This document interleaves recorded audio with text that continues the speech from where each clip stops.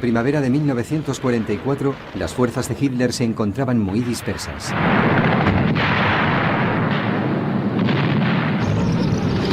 Todas las unidades del frente oriental requerían desesperadamente refuerzos.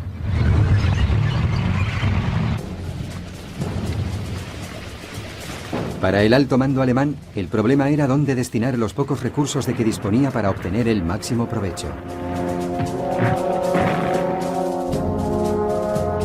Los informes de los servicios secretos alemanes sugerían que la primera gran ofensiva del Ejército Rojo tendría lugar en la actual Bielorrusia. Hitler rechazó los informes. Se mostraba convencido de que Stalin atacaría en el sur para apropiarse de los yacimientos petrolíferos rumanos. Ambas partes se equivocaban, cuando menos en este momento. Al inicio del verano, el mando del Ejército Rojo centró su atención en Finlandia.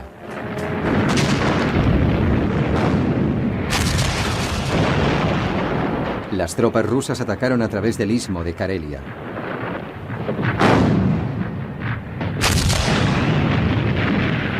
Tras 2 días de lucha, los finlandeses se vieron obligados a replegarse.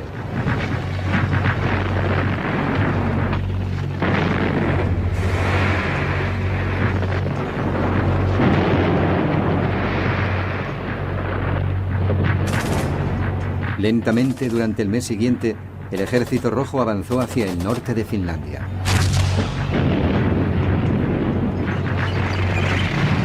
En agosto de 1944 todo había terminado y los finlandeses hacían un llamamiento a la paz.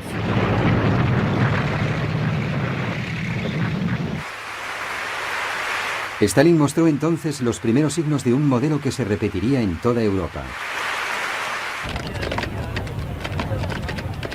Confiscó los territorios en el área de la Karelia finlandesa y la región de Petsamo, una zona rica en níquel.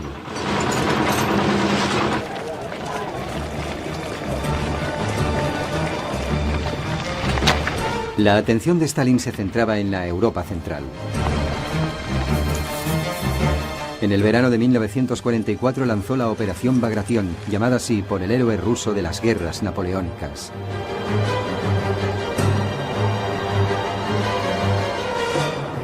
A las 5 de la madrugada del 22 de junio, 3 años después de la invasión de la Unión Soviética por parte de Hitler, los cañones del Ejército Rojo lanzaron un feroz bombardeo sobre las fuerzas alemanas en el territorio, ocupando lo que hoy es Bielorrusia.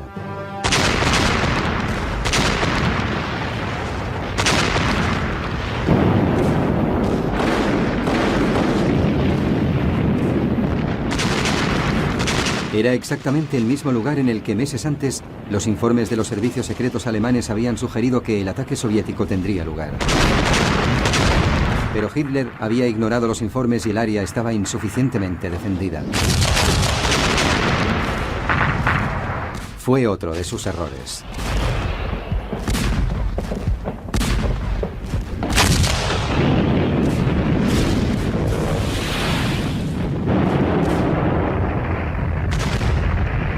Los alemanes estaban siendo abatidos a lo largo de un frente de 560 kilómetros por los rusos, que en algunos sectores disponían de más de 400 cañones por cada kilómetro y medio.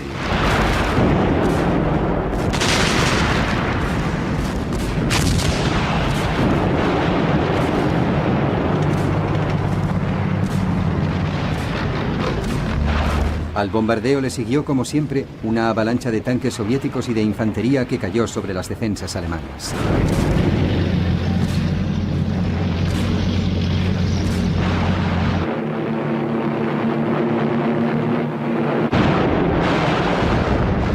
Para empeorar la situación, los alemanes apenas contaban con refuerzos aéreos. Una gran parte de la Luftwaffe seguía ocupada en el frente occidental. Entonces se hizo más que evidente la insensatez de Hitler de llevar adelante una guerra en 2 frentes. De forma que las fuerzas aéreas del Ejército Rojo podían actuar sin apenas encontrar resistencia.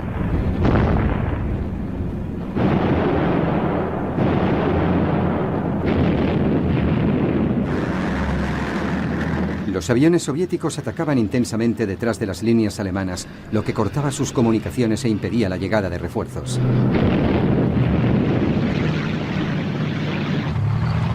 Al día siguiente, los Panzers alemanes habían sido barridos.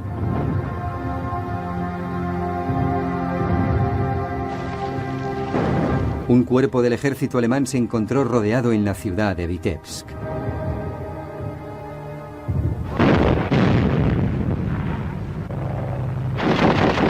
En un principio, y como venía siendo habitual, Hitler se negó a permitir que se replegaran.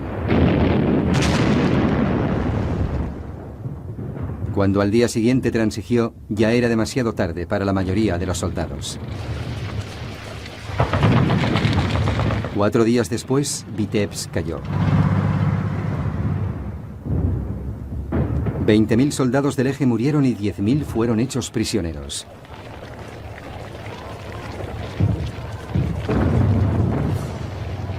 Más hacia el sur, a lo largo del frente de Bielorrusia, el modelo se repetía. Hitler estaba furioso y destituyó a su general, el mariscal de campo Ernst Busch. En su lugar puso una vez más a su favorito, el recién ascendido mariscal de campo Walter Model. Pero el nombramiento no supuso ningún cambio. Las poblaciones fueron cayendo sin cesar.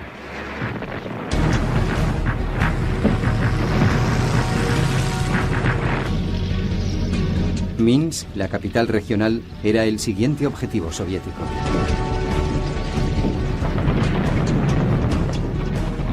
Dos días más tarde, el Ejército Rojo rodeó la ciudad. Más de 100.000 soldados alemanes quedaron atrapados. Las fuerzas soviéticas los bombardearon.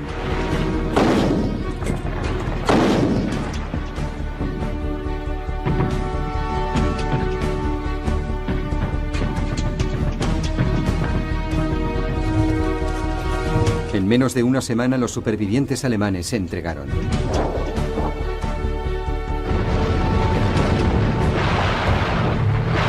El imparable avance ruso siguió su curso y alcanzó entonces los estados bálticos.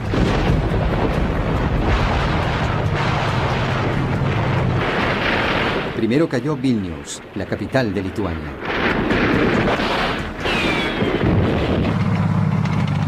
En todo el frente oriental, los alemanes se veían obligados a replegarse. Tras ellos solo quedaban poblaciones y campos arrasados.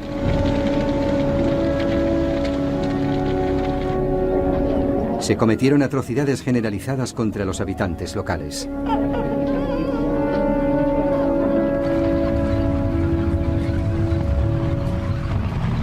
El Ejército Rojo no estaba preparado para lo que estaba a punto de descubrir. El 23 de julio de 1944, las fuerzas soviéticas alcanzaron el pequeño pueblo polaco de Majdanek, cerca de Lublin. Allí se encontraron con la primera evidencia de la solución final de Hitler: el campo de exterminio de Majdanek. Se trataba de un campo diseñado para el exterminio de judíos a escala industrial. Cuando se filtraron los primeros informes soviéticos de lo que habían encontrado, los aliados occidentales los desestimaron.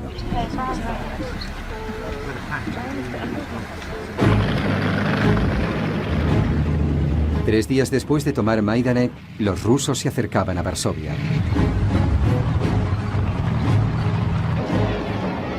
Fue allí donde el Ejército Rojo se detuvo. Stalin estaba preparado para hacer lo que Hitler había llevado a cabo anteriormente: apropiarse de territorios, pero no en nombre del Lebensraum o espacio vital alemán, sino en nombre del comunismo.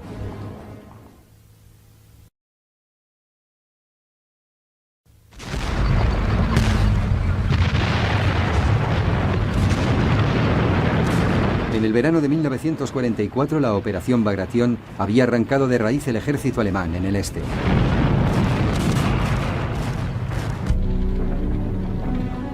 Más de 300.000 soldados del eje habían muerto.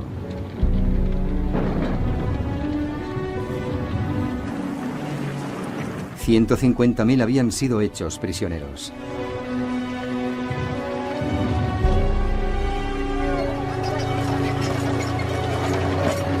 El Ejército Rojo se había detenido a lo largo del río Vístula, al sur de Varsovia.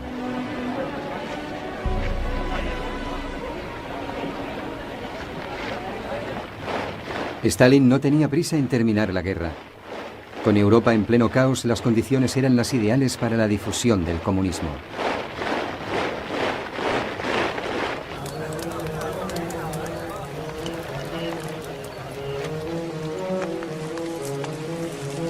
Las primeras víctimas de los cálculos políticos de Stalin fueron los polacos.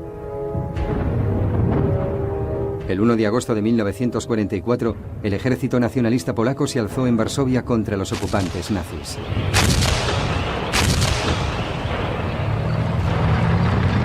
Necesitaba ayuda desesperadamente.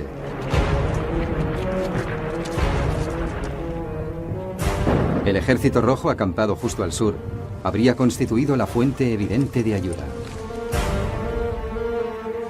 Pero Stalin consideraba que el ejército nacionalista polaco estaba bajo control del gobierno polaco en el exilio en Londres, y este era desfavorable al comunismo.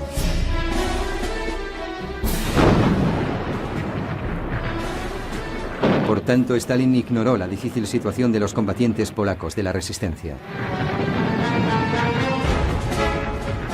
Y fueron aplastados con terrible brutalidad. Los alemanes no serían expulsados de Polonia hasta que interviniera el ejército ruso en enero de 1945.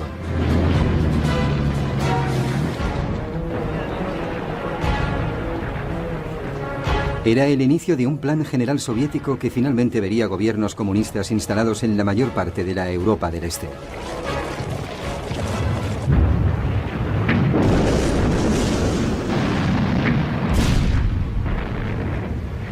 En el norte, contingentes del Ejército Rojo seguían vaciando los estados bálticos de alemanes. Más tarde, estos estados serían incorporados a la Unión Soviética.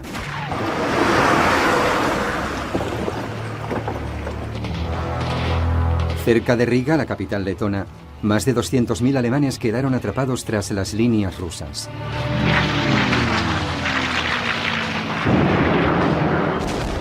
Hitler se negó a aceptar un repliegue, ya que seguía decidido a conservar el máximo territorio posible.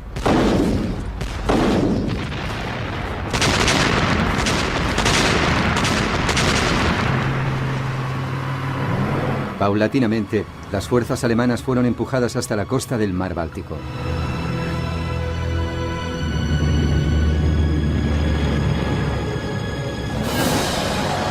A mediados de octubre de 1944, los alemanes fueron arrinconados en la península de Curlandia, al oeste de Riga. Se quedarían aislados allí hasta el final de la guerra, cuando finalmente se entregaron a las fuerzas soviéticas.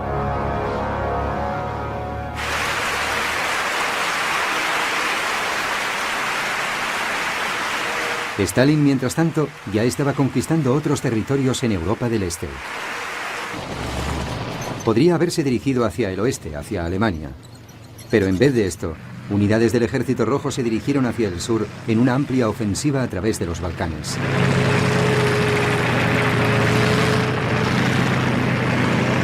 Cerca de 1.500 tanques y 1 millón de hombres penetraban en Rumanía a finales de agosto de 1944.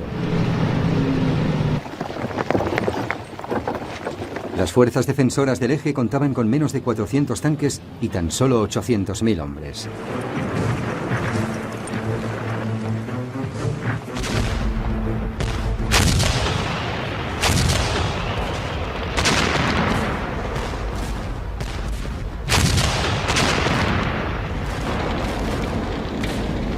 Casi inmediatamente las tropas rumanas progermanas cedieron a lo largo de todo el frente.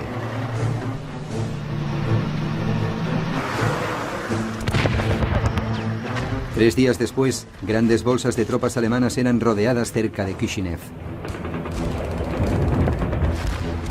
Una vez más, Hitler se mantuvo en su posición y emitió su habitual orden de no retirada. Durante 9 días se combatió implacablemente.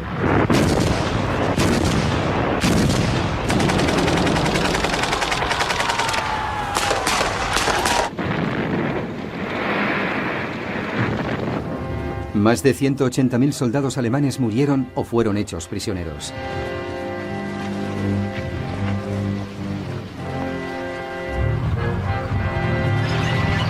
El resto se batió en una retirada tardía.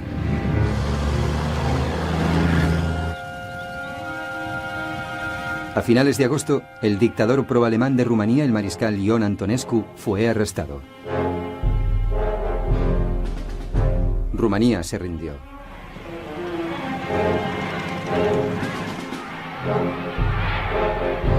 Al mismo tiempo, el Ejército Rojo estaba en Bucarest y había ocupado los yacimientos petrolíferos estratégicamente importantes de Rumanía. Esto supuso para Alemania la pérdida de su principal fuente de abastecimiento de petróleo.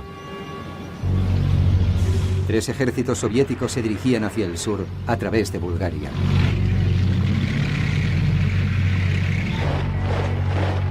Este país había intentado mantenerse neutral, pero también sería rápidamente absorbido por el Imperio Soviético.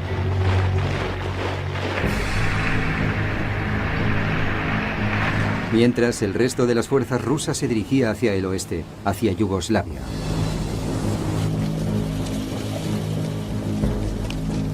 Las tropas alemanas en el frente sur, en Grecia, corrían el riesgo de quedar atrapadas.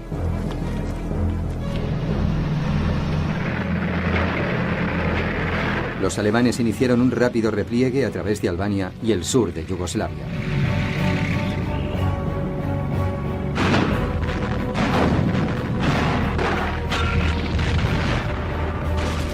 Grupos de partisanos albaneses y yugoslavos los hostigaron durante todo el camino.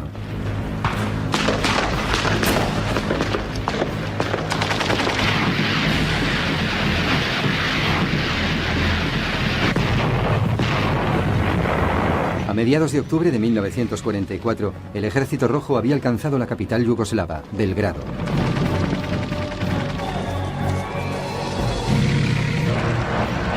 Solo entonces empezó a desviarse finalmente hacia el norte y el oeste, dirigiéndose hacia Hungría y Alemania. Los refuerzos alemanes afluyeron a Hungría para apoyar al gobierno títere pronazi, pero el Ejército Rojo, demoledor, proseguía su avance.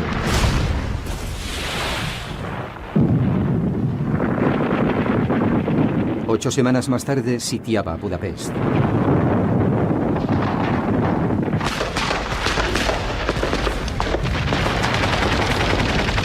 El asedio se mantuvo durante 6 semanas, hasta que el gobierno títere alemán quedó colapsado. A finales de 1944, la mayor parte de la Europa del Este quedaba así al alcance de Stalin. Sus tropas controlaban los estados bálticos, además de Polonia, Rumanía y Bulgaria. Fuerzas prosoviéticas gobernaban en Yugoslavia y Albania. Hungría y Checoslovaquia estaban en su punto de mira. Stalin había establecido con éxito las bases del futuro bloque soviético. Por fin podía dirigirse hacia Alemania. Pero las fuerzas aliadas también se aproximaban a la frontera alemana por el oeste. Se iniciaba la carrera para ser el primero en llegar a Berlín.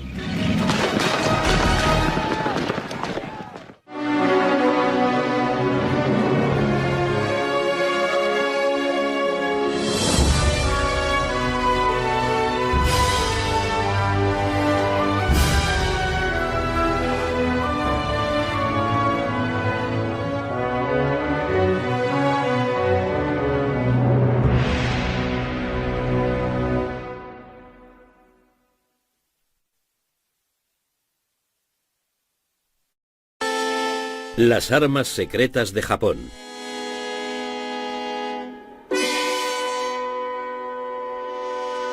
Durante la Segunda Guerra Mundial, los cielos albergaban muchos peligros. Cuando un cohete alemán V-2 se precipitaba hacia el suelo, la muerte y la destrucción podían llegar sin avisar. El Oka, flor de cerezo, era un misil japonés impulsado por un cohete y guiado a mano hasta su blanco. Los aviones suicidas japoneses, los kamikaze, fueron una de las armas más terroríficas de la Guerra del Pacífico. Pero existía otra arma japonesa que constituía una amenaza para el continente americano. Globos cargados de bombas, impulsados por la corriente a través del Pacífico para llevar su carga mortífera desde Alaska a México. Estos globos bomba fueron quizás el artefacto secreto más extraño de la Segunda Guerra Mundial. En la mañana del 18 de abril de 1942, casi 6 meses después del comienzo de la guerra en el Pacífico, una fuerza especial norteamericana navegaba hacia Japón. Con un mar muy picado, despegaron del portaaviones Hornet 16 bombarderos B-25 del Ejército del Aire de Estados Unidos. Su objetivo principal era Tokio. Los bombarderos norteamericanos causaron escasos daños en la capital japonesa, pero el efecto psicológico de la incursión fue enorme. Uno de sus resultados indirectos fue la aceleración de los planes de una de las más insólitas campañas de la guerra, la primera ofensiva transoceánica de globos automáticos de la historia. Los norteamericanos habían demostrado que las islas japonesas eran vulnerables a los ataques a gran distancia. Los japoneses decidieron efectuar una ofensiva de represalia a mayor distancia aún.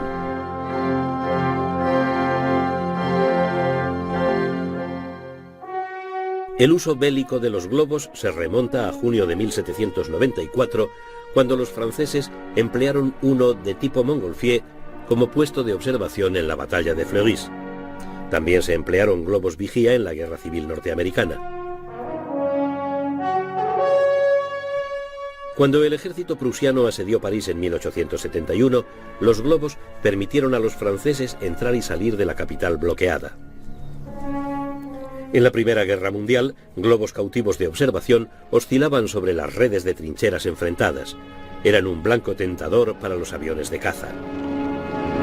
Los observadores iban equipados con paracaídas y reventar globos se convirtió en tarea de especialistas. En ese mismo conflicto, las aeronaves alemanas denominadas Zeppelines, por el nombre de su inventor, el conde Ferdinand Zeppelin, llevaron a cabo la primera ofensiva de bombardeo estratégico permanente sobre objetivos del Reino Unido. A pesar de su tamaño, los enormes Zeppelines resultaron frágiles instrumentos bélicos. Los británicos emplearon la autonomía de estas aeronaves para tareas de patrulla marítima.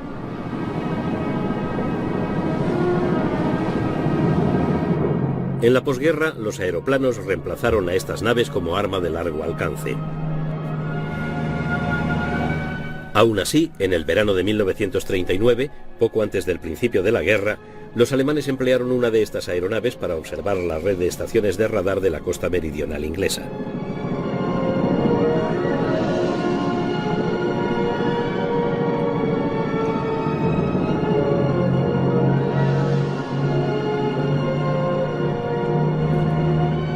En 1943, en plena guerra, los norteamericanos empleaban con éxito estas naves para patrullar sobre sus vitales convoyes del Atlántico.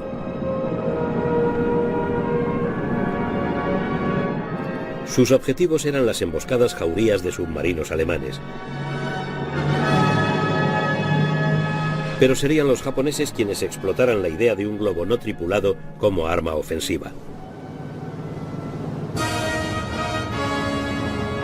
El 7 de diciembre de 1941, con su golpe inaugural de la Guerra del Pacífico, los japoneses demostraron el poder destructivo de los aparatos transportados en portaaviones.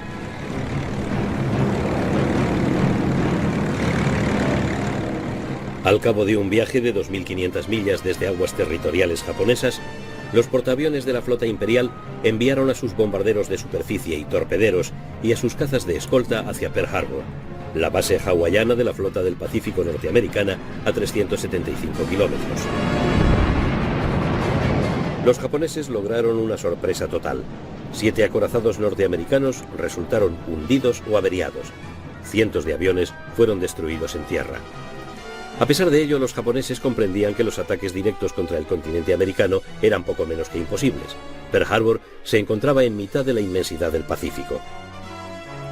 La tiranía de la distancia colocaba a Norteamérica más allá del alcance de los bombarderos japoneses. Los estragos de la guerra, que se habían abatido sobre las ciudades europeas y que pronto caerían sobre las del lejano oriente, no llegaron hasta las grandes ciudades norteamericanas.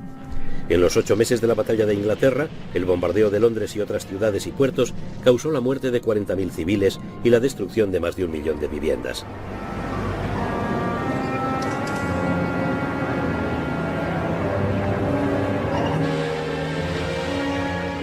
Los japoneses decidieron fabricar globos que cruzaran el Pacífico para soltar bombas incendiarias y de fragmentación sobre las granjas, los bosques y las ciudades. Pensaron que ello provocaría un efecto devastador sobre un público estremecido por Pearl Harbor y acostumbrado a creerse invulnerable a todo ataque enemigo. En los primeros 6 meses de la guerra, los japoneses se habían hecho con un imperio en el lejano oriente y en el Pacífico que dejaba en mantillas las conquistas del propio Hitler. Creyeron que su extensión disuadiría a los americanos de iniciar una campaña de reconquista.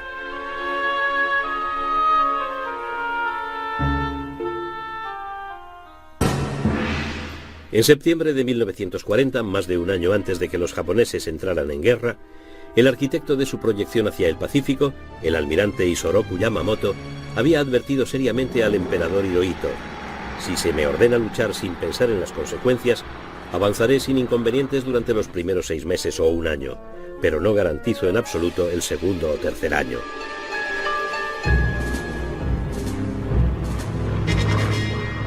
Yamamoto tenía razón. El almirante conocía bien los Estados Unidos. La consecuencia del ataque a Pearl Harbor fue el despertar del gigantesco poder económico norteamericano. En 1937, el ejército norteamericano era inferior al de Portugal. Pero en 1944, los Estados Unidos producían casi el 50% del armamento mundial. La entrada en guerra había desatado un potencial aparentemente ilimitado. Las armas que los Estados Unidos suministraban a sus aliados podían haber equipado a 2000 divisiones. Yamamoto sabía que los japoneses no podían sostener una guerra a ese nivel.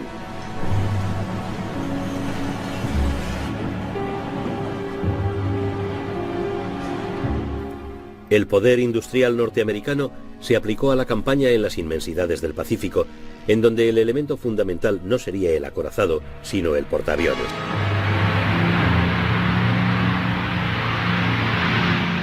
En 1943, la Fuerza Aérea Norteamericana de primera línea del Pacífico había alcanzado a la japonesa. Un año después, era 3 veces mayor.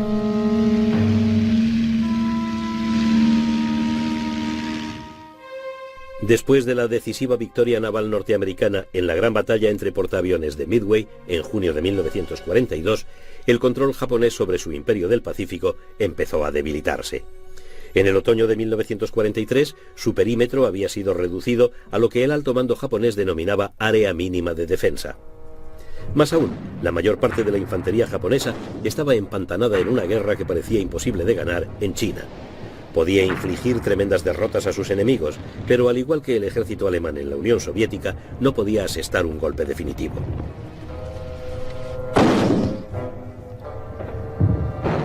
Los problemas del tiempo y la distancia acuciaban a los japoneses. Al reducirse su perímetro defensivo, la gran base japonesa de suministros de Rabaul, en Nueva Bretaña, fue aislada por el avance norteamericano. Los bombarderos americanos atacaron Rabaul.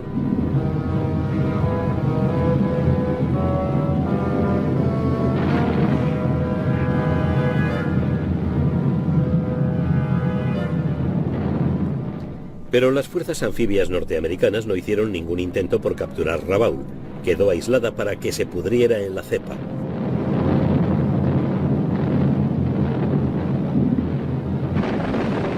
En noviembre de 1943, los americanos habían desembarcado en Tarawa, una isla del archipiélago de las Marshall, en el Pacífico Central, 1000 millas al nordeste de Rabaul y en el límite extremo del perímetro defensivo japonés. En la dura batalla por Tarawa, los norteamericanos recibieron unas lecciones vitales para la campaña anfibia que les esperaba. Uno de los objetivos clave de los norteamericanos era el conjunto de las Marianas, un trampolín para ataques aéreos sobre las islas japonesas. En el otoño de 1943, la flota americana del Pacífico había sufrido una transformación completa. El núcleo de sus veloces fuerzas aeronavales eran los nuevos portaaviones de la clase Essex, poderosamente armados y equipados con 100 aparatos. Las fuerzas especiales y las operaciones anfibias que arropaban iban apoyadas por gigantescos convoyes navales, algo para lo que la economía norteamericana de guerra estaba perfectamente adaptada. La estrategia de saltos de isla en isla por el Pacífico se sostenía sobre un colosal esfuerzo logístico.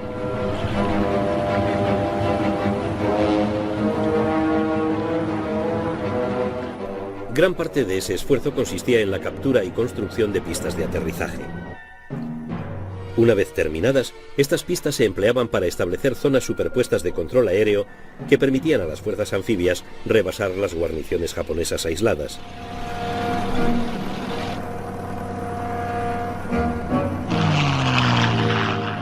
Poder aéreo y naval eran complementarios en el Pacífico.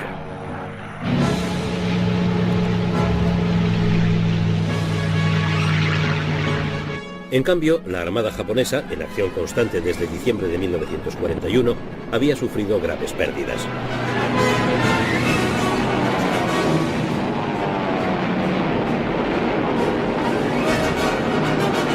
Sus portaaviones y sus mejores tripulaciones aéreas se habían consumido en esa guerra de desgaste.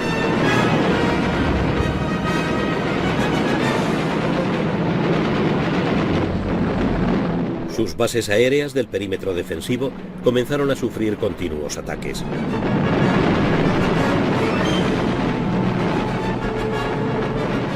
Los aviones y submarinos americanos echaban a pique la flota mercante japonesa a ritmo acelerado.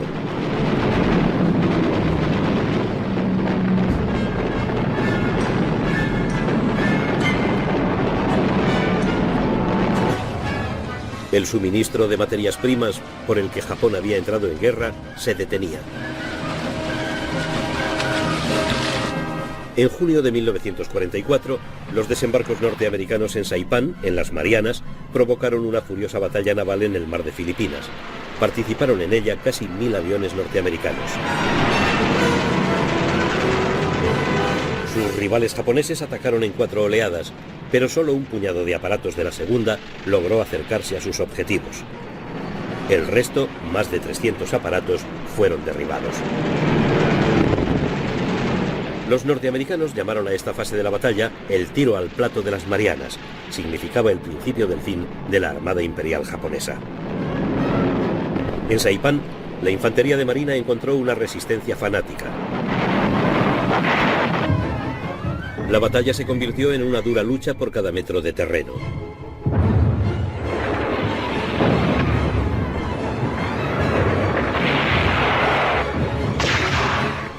Los 32.000 hombres de la guarnición japonesa fueron prácticamente aniquilados. La población civil de la isla prefirió suicidarse colectivamente antes que someterse a los norteamericanos. Fue este momento crítico de la guerra el elegido por los japoneses para lanzar su primer ataque con globos contra la costa oeste norteamericana. Se soltaron 200, aunque ninguno de ellos alcanzó su objetivo. Los japoneses volvieron a sus mesas de diseño con mayor apremio. En octubre de 1944 desarrollaron una versión mejorada de 10 metros de diámetro y pensados para volar a 10.000 metros.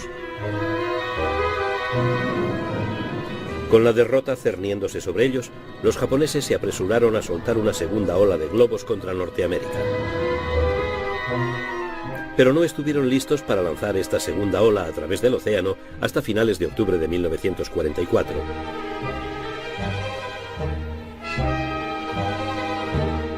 Cada bandada de globos, fabricados con pergamino grueso consolidado con cola vegetal, tenía que elevarse a una altura en la que los vientos predominantes la arrastraran hacia Norteamérica a una velocidad de 150 a 300 km por hora. Los globos transportaban bombas incendiarias y antipersona y 30 sacos terreros de 3 kilos. Siempre que el globo descendía por debajo de los 9.000 metros, el barómetro actuaba sobre un interruptor que los dejaba caer.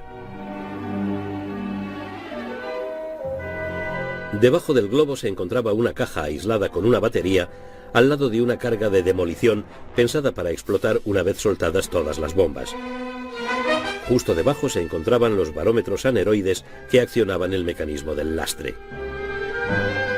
Cada lote de globos bombarderos incluía uno que transmitía señales de radio para que los japoneses pudieran comprobar el recorrido de la bandada por el Pacífico. Para estar seguros de su llegada con éxito a Norteamérica, los japoneses fabricaron los globos transmisores con seda vulcanizada. Las bombas tenían que caer después de haberse soltado el último saco de lastre. Según los japoneses, en ese momento los globos ya estarían sobre el continente americano. Entonces la carga de demolición destruiría el globo para ocultar a la defensa aérea la naturaleza de la amenaza venida del Pacífico.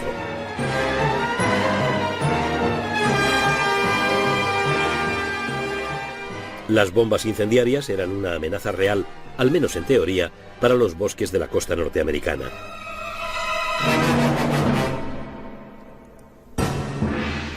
En Tokio, los almirantes Koiso y Yonai habían tomado el control del gabinete de guerra japonés.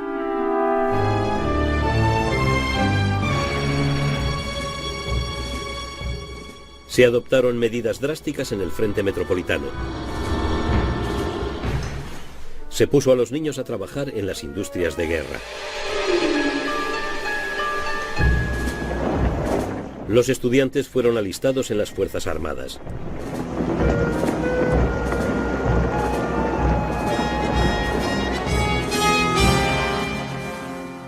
A finales de octubre de 1944, los norteamericanos habían desembarcado en las Filipinas, amenazando con cortar las relaciones entre la mitad norte y la mitad sur del Imperio japonés. Estos desembarcos provocaron la mayor batalla naval de la historia, la batalla del Golfo de Leyte. Los japoneses pretendían destruir la fuerza de invasión americana, atrayendo a la tercera flota de cobertura lejos de la cabeza de puente. Sus últimos portaaviones serían el cebo de la trampa. Fue una jugada desesperada que originó la última batalla entre acorazados de la historia naval.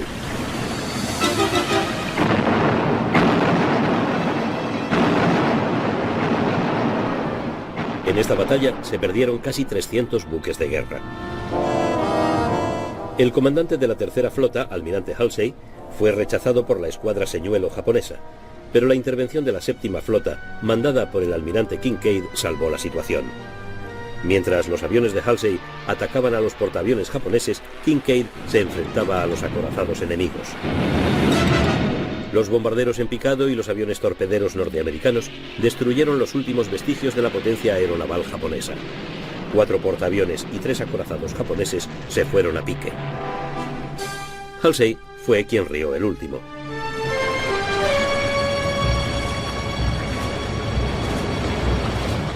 Los desembarcos en Leyte se llevaron a cabo el 20 de octubre. Los filipinos acogieron alegremente a los norteamericanos.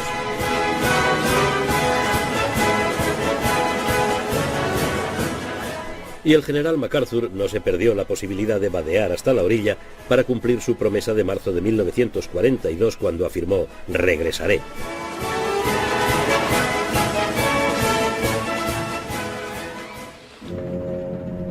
Once días después, se lanzaron en Japón los primeros lotes de la segunda ola de globos. Esta vez, los japoneses confiaban en que alcanzarían sus objetivos.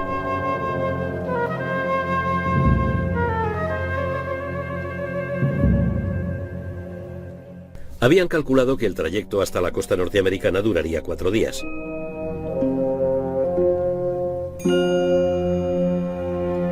Y precisamente en 4 días, los norteamericanos fueron conscientes de un nuevo peligro que venía de Japón.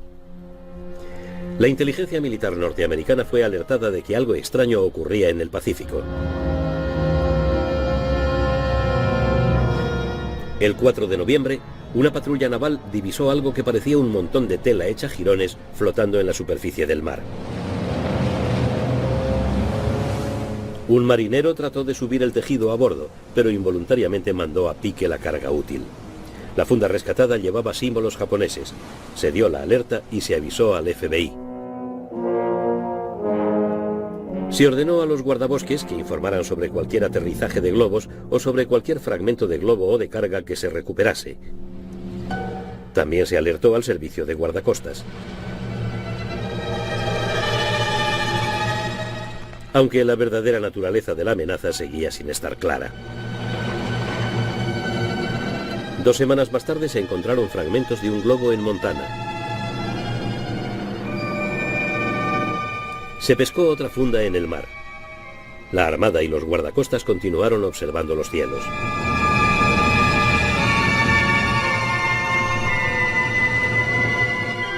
Durante los meses siguientes, científicos y especialistas examinaron cuidadosamente las pruebas para hacerse una idea rudimentaria del misterioso artefacto japonés. Se enviaron pruebas al Laboratorio de Investigación Naval en Washington, D.C. y al Instituto Californiano de Tecnología. El análisis de la arena de alguno de los sacos terreros encontrados proporcionó ciertas pistas sobre su lugar de fabricación. No pasó mucho tiempo antes de que se divisara uno de los globos sobre California.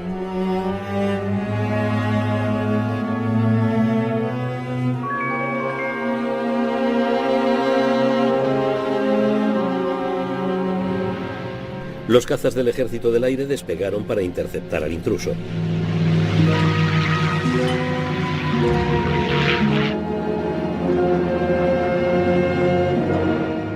Uno de los cazas empujó al globo hacia campo abierto con el chorro de su hélice. Finalmente se le convenció para que aterrizara. El sistema de destrucción automática no funcionó y el mecanismo entero se recogió intacto.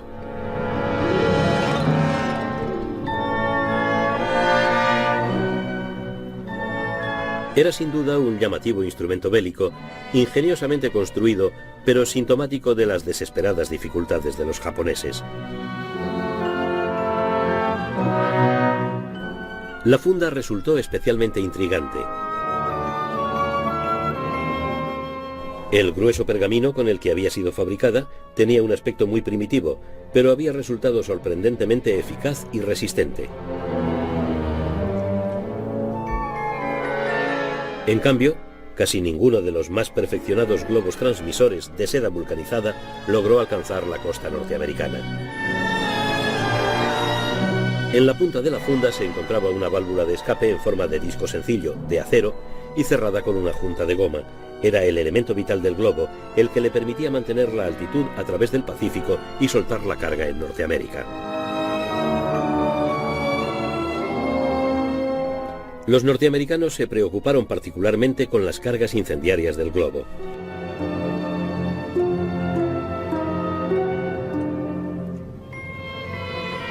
Sabían que el globo no podía transportar suficiente explosivo o soltarlo con la suficiente precisión como para constituir una grave amenaza.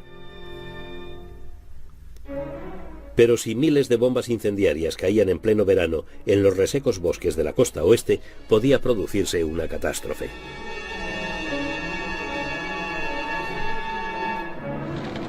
Estos gigantescos incendios provocados no ganarían la guerra para los japoneses, pero podrían causar un desastre económico y medioambiental. Norteamérica necesitaba la madera de esos bosques para su industria de guerra. Era vital que el gobierno norteamericano adoptara medidas inmediatas para enfrentarse a esa catástrofe en potencia sin alarmar a la población que permanecía ignorante de la ofensiva de los globos japoneses.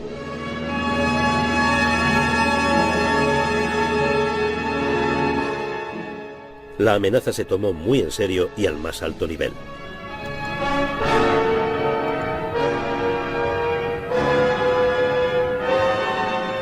No había suficientes bomberos civiles para enfrentarse a un desastre de la categoría que imaginaba el gobierno. Pero curiosamente los globos solo podían llegar a Norteamérica con vientos invernales, no con los que soplaban en los meses de verano.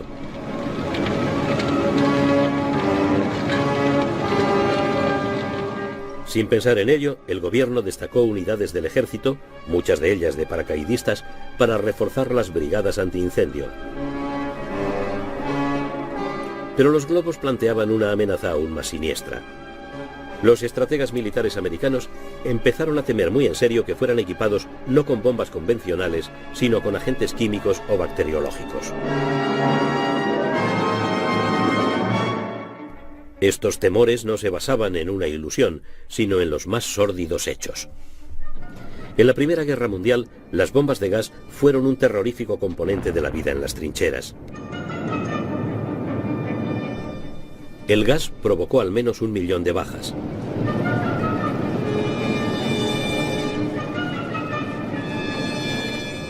En los años 30, durante la invasión de Etiopía, las fuerzas aéreas italianas habían soltado bombas de gas sobre civiles indefensos.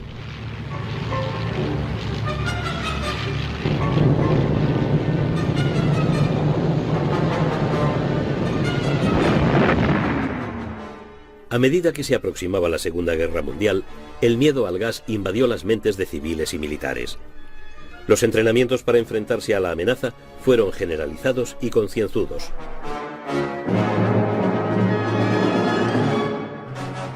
Los estrategas norteamericanos sabían que los japoneses no habían mostrado escrúpulos en emplear gases y armas químicas en la larga guerra que sostenían en China desde 1932. Tanto los ejércitos chinos como los civiles habían sufrido ataques por agentes bacteriológicos. En 1942, casi 100 habitantes de una ciudad cercana a Shanghái murieron por bacterias de peste soltadas por un avión. Esta arma se desarrolló en el campamento del ejército japonés número 731, cerca de Harbin. En ese lugar, los japoneses llevaban a cabo experimentos absolutamente inhumanos con prisioneros chinos y aliados, incluyendo norteamericanos. El comandante del campo, el general Shiro Ishii, cayó en manos de los norteamericanos al final de la guerra. Algunos colegas de Ishii fueron capturados por los rusos y juzgados en Siberia por crímenes de guerra. El juicio sacó a la luz los trabajos que se realizaban en el campamento 731, incluyendo la diseminación desde aviones de pulgas infectadas de peste y la inoculación de peste, gas gangrena y ántrax a cobayas humanos. Los rusos quisieron echarle el guante al general Ishii, responsable del campamento 731, pero los norteamericanos no estaban dispuestos a ello. Concedieron la inmunidad a Ishii con la condición de que les ayudara en su propio programa de guerra bacteriológica desarrollado en el campamento Dietrich en Maryland. Los conocimientos de Ishii eran demasiado valiosos para la nueva Guerra Fría como para entregarle. En el campamento Dietrich se hicieron explotar mecanismos biológicos dentro de enormes esferas para observar la supervivencia y dispersión de los agentes bacterianos. Todos los proyectos de Ishii sobre bombas bacteriológicas fueron conservados y estudiados en el campamento Dietrich. Pero los americanos no eran los únicos que experimentaban con la guerra bacteriológica. Durante la guerra, los británicos habían llevado a cabo experimentos con agentes de ántrax en la apartada isla escocesa de Gruinard. Sospechaban con fundamento que los alemanes también estaban desarrollando armas biológicas. Después de la guerra, la isla permaneció cerrada al ganado y a los seres humanos durante más de 40 años. Era un recuerdo de que en la peor crisis inglesa, Winston Churchill consideró el ántrax como un arma de último recurso. En una nota a su jefe de Estado Mayor, Churchill rechaza toda objeción moral al proyecto. Al final, Churchill no tuvo que recurrir al último recurso. Pero los blanqueados huesos de las víctimas del programa de ántrax permanecieron en Gruinard como un siniestro recuerdo de las terribles decisiones que deben tomarse en una guerra total. Tanto los aliados como los alemanes llegaron a la conclusión de que la guerra biológica era un arma de dos filos, pues se podía infectar no solo a la población enemiga, sino a soldados propios y a civiles partidarios. Los japoneses no habían sido tan escrupulosos. En 1944, los americanos, que ya conocían bien la crueldad japonesa, temieron que los globos transportasen epidemias a través del Pacífico hasta el corazón de Norteamérica.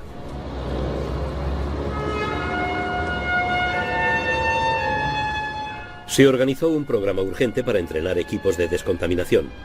Las autoridades maniobraron para imponer una censura total sobre la campaña de globos. Los japoneses habían contado con que la prensa y la radio norteamericanas serían incapaces de quedarse calladas. Además, se imponía la obligación de avisar a los granjeros, a los maestros y a los escolares de las zonas más amenazadas. Con toda seguridad, el asunto saldría en los periódicos.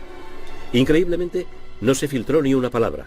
El alto mando japonés sacó la conclusión de que los globos nunca llegaron a Norteamérica. En realidad, de los 9.000 globos soltados contra Norteamérica, unos 1.000 llegaron a aterrizar, apareciendo por cualquier sitio de Alaska a México. Sus únicas víctimas fueron 5 niños y un adulto que tropezaron por casualidad con una bolsa de gas intacta y al manipularla hicieron explotar las bombas. La campaña de globos fue cancelada en abril de 1945. Un mes antes, las superfortalezas aéreas B-29 habían empezado a despegar desde las gigantescas bases norteamericanas de las Marianas hacia las vulnerables ciudades del territorio japonés. Era el último asalto en la guerra de cifras que Japón tenía que perder.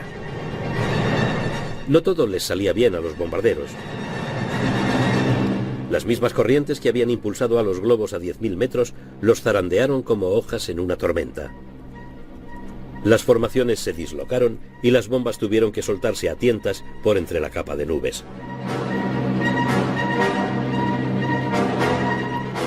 Los norteamericanos lograron mayor precisión y más destrucción, bajando a 2.000 metros e inundando de noche las atestadas ciudades japonesas con bombas incendiarias.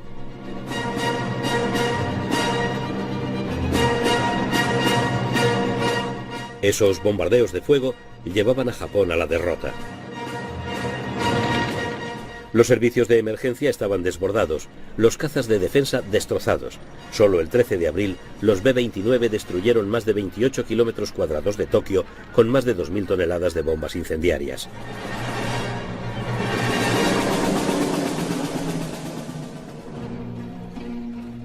Mientras los B-29 arrasaban las ciudades, los submarinos norteamericanos escribían el último capítulo de la historia de la flota mercante japonesa.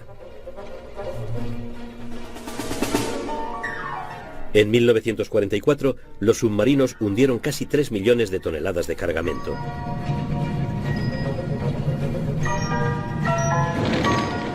A finales de año habían echado a pique tantos barcos japoneses que tenían que recorrer los mares para encontrar una presa, normalmente pequeños barcos de cabotaje. El suministro japonés de alimentos y materias primas había sido estrangulado. Los que permanecían en las ciudades arrasadas por los bombardeos se veían reducidos a un ayuno casi mortal. Hurgaban entre los escombros buscando hierbas para sustentarse.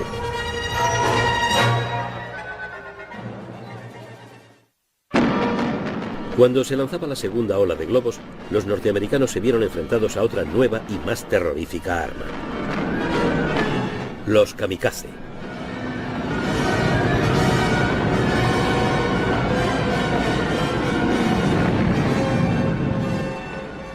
Los globos eran proyectiles no pilotados.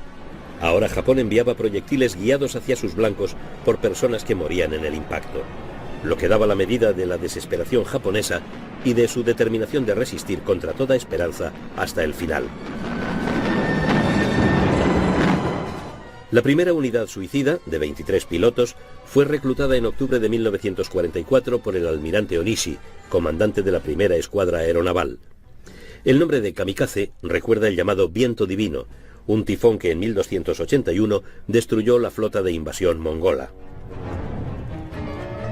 Muchos de los pilotos kamikaze recibían inspiración del bushido, una tradición militar de autosacrificio. Otros, convencidos de ir a morir, deseaban hacerlo gloriosamente por una causa desesperada. Onishi les decía: sois ya como dioses, sin deseos terrenales. Pero había una razón más terrenal tras los kamikaze. Las misiones lanzadas contra la flota del Pacífico podían constituirse con cualquier piloto sin experiencia en cualquier aparato atiborrado de explosivos. Y era muy difícil detener a un kamikaze. El fuego antiaéreo tenía que destruir por completo el avión, no solo averiarlo.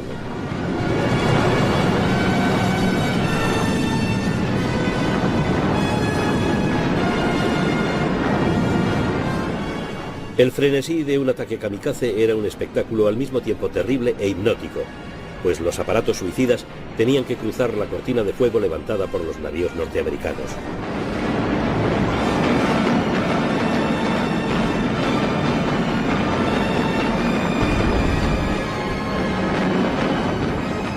En enero de 1945, cuando los norteamericanos desembarcaron en Lingayen, en las Filipinas, la cantidad de ataques kamikaze les obligó a lanzar una serie de aplastantes ataques contra los aeródromos japoneses de Luzón. Pero la mayor violencia de los kamikaze se reservaba para la flota norteamericana de invasión que apoyó el desembarco en la isla de Okinawa en abril de 1945.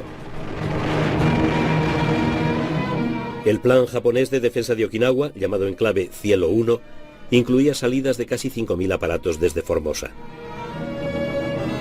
Las carencias de combustible hacían que casi la mitad de estos aviones volasen en misiones sin retorno. En Okinawa, los kamikaze atacaron en densas oleadas.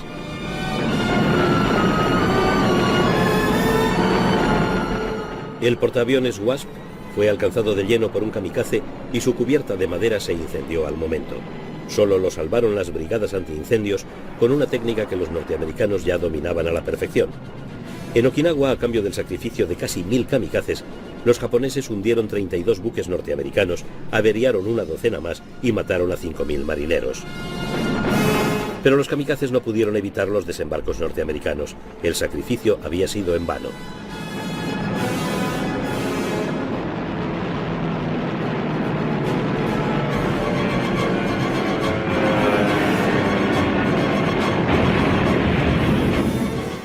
Algunos de los pilotos de Okinawa volaban en el Oka, el avión suicida Flor de Cerezo. Se trataba de una bomba volante propulsada por motores cohete y lanzada desde el fuselaje de un bombardero, pero el bombardero de transporte del Oka resultaba un blanco fácil para los cazas norteamericanos.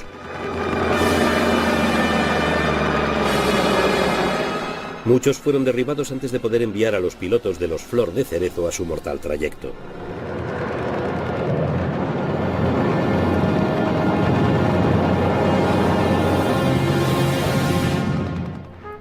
En la primavera de 1945, la flota imperial japonesa agonizaba.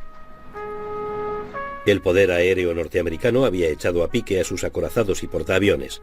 Entonces, la Armada Imperial lanzó otra ofensiva kamikaze, esta vez con submarinos.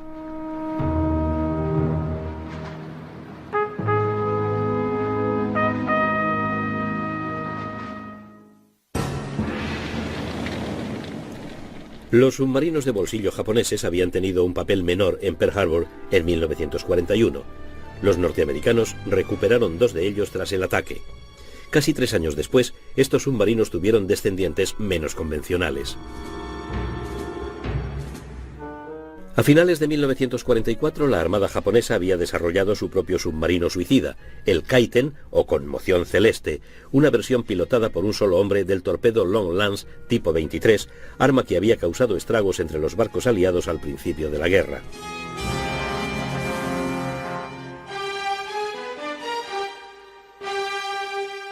El Kaiten podía ser lanzado desde un crucero modificado o desde submarinos nodriza.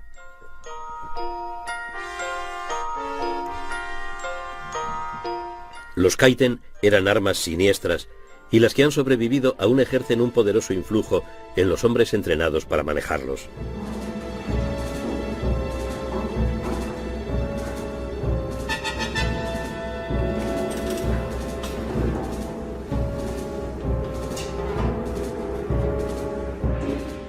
La idea era que el piloto del Kaiten saltara 150 metros antes del impacto. Pero una vez incrustado en su exiguo interior y con la escotilla cerrada por encima de su cabeza, el piloto sabía muy bien que no le sería fácil volver a casa.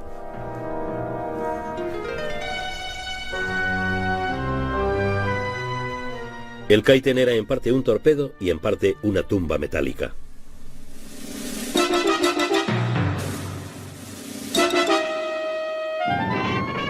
No escaseaban voluntarios para las misiones de los Kaiten.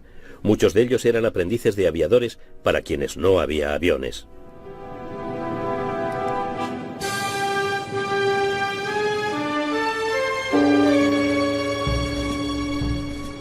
Los pilotos de Kaiten se entrenaban en una apartada isla frente a la costa de Honshu. La selección para esa tarea era rigurosa.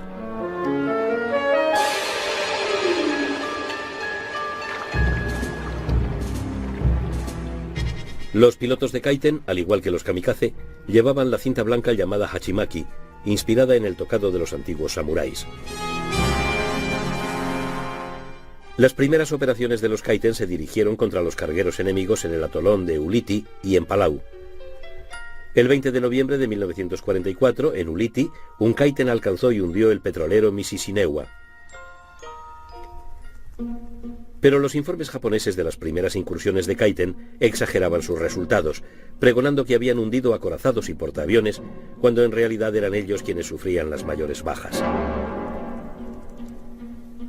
A finales de febrero de 1945, el alto mando japonés llegó a la conclusión de que las operaciones de los Kaiten contra fondeaderos bien defendidos solo provocaban la destrucción de los submarinos nodriza. A regañadientes, decidieron atacar la línea marítima de suministro de las tropas norteamericanas de Iwo Jima. Estas operaciones también fracasaron. Los submarinos nodriza fueron detectados por las patrullas aéreas y los grupos de superficie. La última gran operación de los Kaiten, en julio de 1944, fue también su mayor éxito. El destructor norteamericano Underhill voló por los aires al chocar con un Kaiten lanzado desde un submarino I-53. La última víctima de los Kaiten, una barcaza de desembarco, se hundió el 15 de agosto de 1945, día de la rendición de Japón. Las operaciones de los Kaiten le habían costado a la Armada japonesa 8 submarinos y 900 oficiales y marineros a cambio de escasos resultados. Los pilotos de Kaiten sobrantes quedaron contemplando su propia vida ante la derrota del país por el que se habían comprometido a entregarla. Había sido un sacrificio terrible e inútil.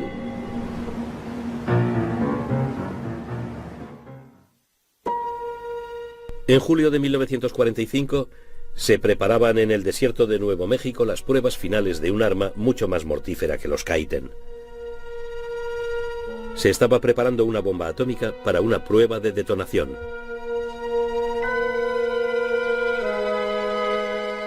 Los aliados habían descubierto los restos del programa atómico alemán y llegaron a la conclusión de que llevaban varios años de retraso respecto al proyecto Manhattan. Los alemanes nunca estuvieron a punto de fabricar una bomba atómica. Pero las ruinas de Alemania dieron un nuevo giro a la cuestión atómica. Alemania había sido derrotada, pero ¿habían transmitido los alemanes sus conocimientos atómicos a sus aliados japoneses? En las últimas semanas de la guerra europea, hasta Adolf Hitler veía llegar el fin de la guerra. Los rusos, a las puertas de Berlín, se preparaban para la última y definitiva ofensiva. Se acababa el juego. Los criptógrafos británicos de Bletchley Park, a 75 kilómetros de Londres, tenían asientos de primera fila para la caída del Tercer Reich y podían hacerse con algunos de sus últimos y extraordinarios secretos. Los mensajes militares alemanes transmitidos en Morse y codificados por la máquina Enigma eran interceptados por Bletchley Park y leídos en tiempo real. Los criptógrafos que trabajaban en los barracones de Bletchley observaban cada movimiento del ya condenado alto mando alemán. Se interesaban especialmente por los movimientos de determinados submarinos y por sus cargamentos. Los submarinos navegaban por el Océano Índico para entregar cargamentos de alta prioridad a sus aliados japoneses.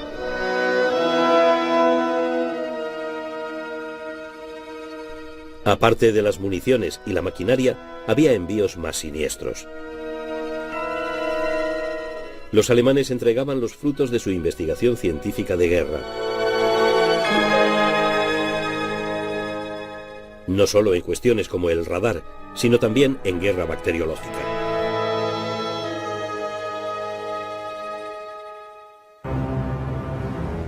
El 25 de marzo de 1945, 3 semanas antes del ataque del Ejército Rojo contra Berlín, zarpó hacia Japón un gran submarino minador alemán.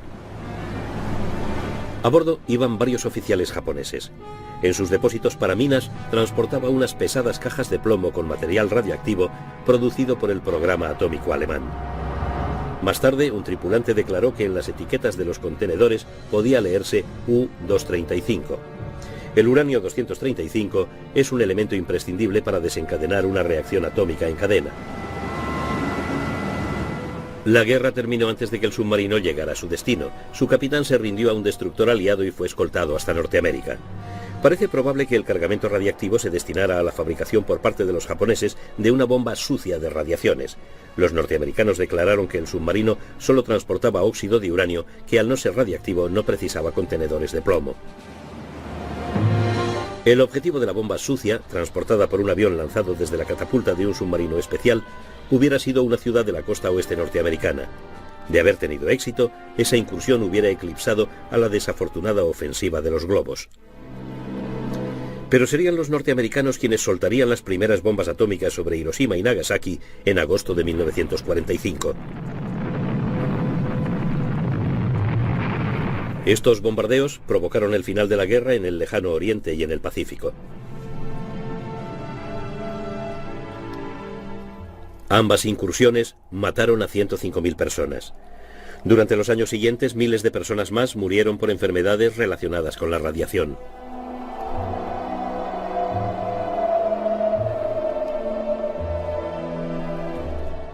El 15 de agosto de 1945, los japoneses firmaban el acta de rendición a bordo de un acorazado norteamericano anclado en la bahía de Tokio. El general MacArthur declaró: "Este asunto está zanjado". Las armas secretas japonesas plantearon una amenaza terrorífica, pero nunca cumplida, de guerra biológica contra los Estados Unidos. Se emplearon en los también terroríficos pero reales ataques contra buques de guerra por parte de los kamikaze, con aviones convencionales y con cohetes pilotados, y suscitaron la amenaza de una ofensiva submarina similar. Pero ninguna de estas armas pudo frenar la inevitable derrota.